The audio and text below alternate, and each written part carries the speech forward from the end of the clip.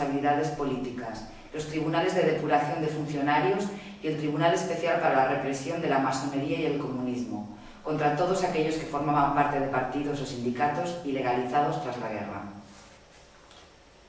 Claro, cuando buscamos las fosas tenemos que buscar los antecedentes. Cuando buscamos los antecedentes, el señor Garzón se encontraría, y él sabe muy bien dónde están, todos esos papeles que vienen, que no vienen, que no dejan de venir, que se ha hecho un filtraje de qué papeles había que mandar a Barcelona, y íbamos a descubrir aquella terrible Inquisición, aquel nuevo tribunal de la Inquisición, que constituía una auténtica restricción de las libertades. Se vanagloriaban de que no había paro. Claro que no, si había 4.200.000 y pico personas fuera de España trabajando. Si ya no quedaba paro porque no había nadie a quien pagar. ¿Qué pasaba? Que la República, dice, es que intentó robar las tierras. No, la reforma agraria consistía en que las fincas andaluzas muy abandonadas, y no servían más que para ir a cazar conejos de los de cuatro patas, allí a los señoritos que vivían en Madrid, y con esto no quiero meter nada contigo.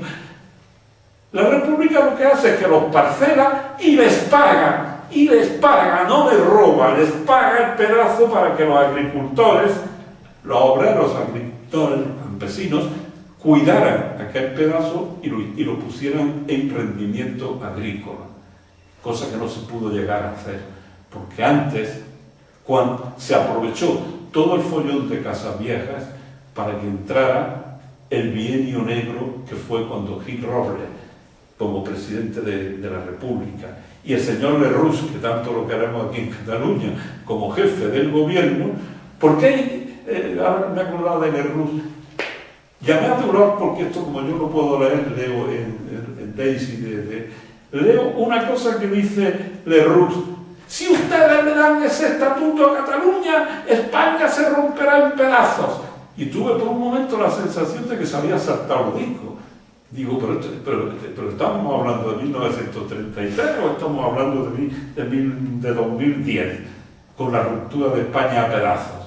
Entonces entra ese bienio negro terrible, que fue cuando se produjeron las huelgas de Asturias, donde hubo 2.000 y pico fusilados por el general Franco, que era el jefe del Estado Mayor, que lo nombraron jefe del Estado Mayor cuando entró a la derecha, y inmediatamente lo que ocurre es que se desprestigia la República hasta que aparece el Frente Popular, otra vez mandado por Azaña, y es entonces cuando los falangistas de José Antonio Primo de Rivera matan al teniente Castillo, que era un teniente de la policía republicana, que era la Guardia de Asalto, y como venganza unos cuantos policías compañeros matan a Calvo Sotelo, y eso da el pretexto para el golpe de Estado, que no lo inicia Franco.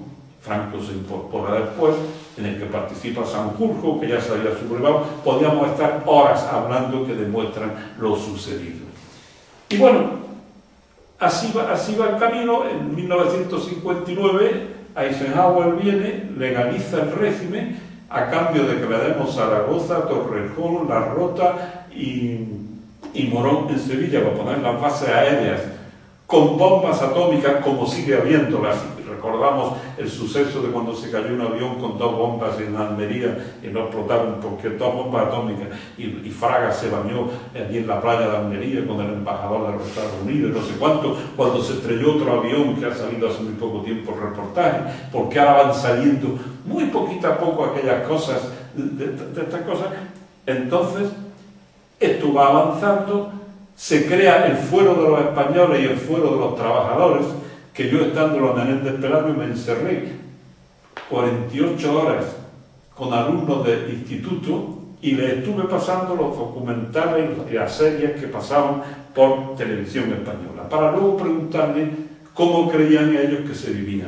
Básicamente utilizábamos una serie que se llamaba Crónicas de un Pueblo, en la que el maestro explicaba el Fuero de los Españoles y el Fuero de los Trabajadores, que luego Fraga lo resumió en un solo libro, que yo lo tengo, que dice La Nueva Constitución Española.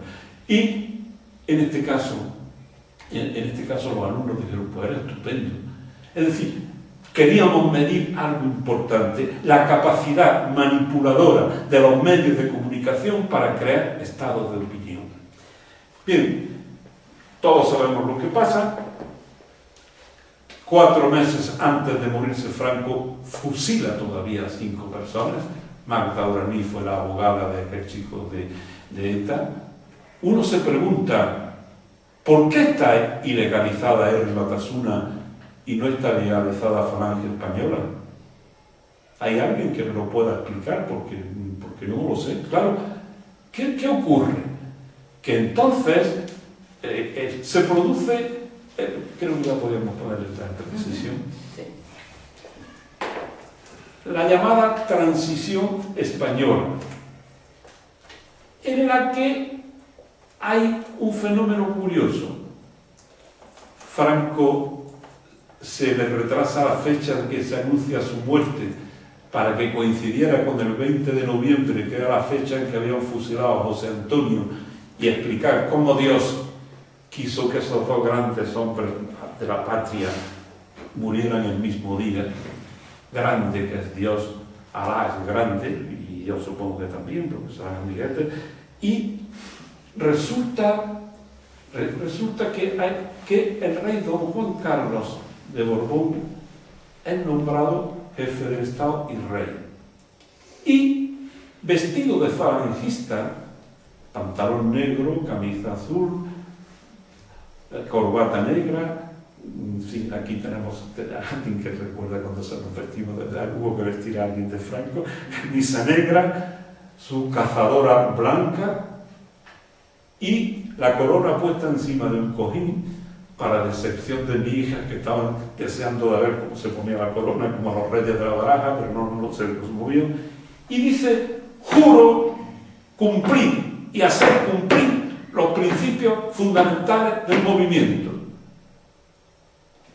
Esa transición, entonces, nos decepciona.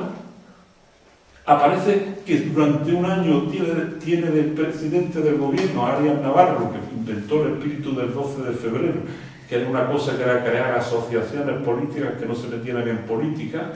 Decían que Franco le decía a su ministro, usted haga lo que no se meta en política. Esa es su idea de la política. Entonces, ¿qué ocurre? Que se hace la transición como se puede o como se quiere, muy astutamente planteada. El presidente, el jefe de Falanges, Adolfo Suárez, la encabeza. El rey, que era el jefe nacional del movimiento, puesto que había jurado los principios fundamentales y además rey de España, la patrocina, y aparecen los hombres buenos.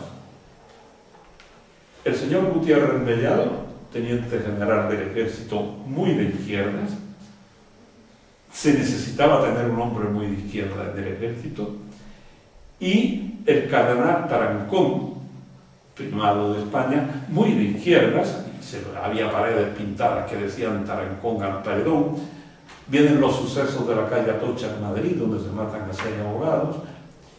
Y se dice que se crea la Constitución. ¿Quiere ponerla? Y dice, claro, justificación. Hemos creado la Constitución que se podía construir, porque las circunstancias no permitían avanzar más. Debajo de la mesa de los constituyentes estaban los obispos con sus tijeras, dispuestos a cortar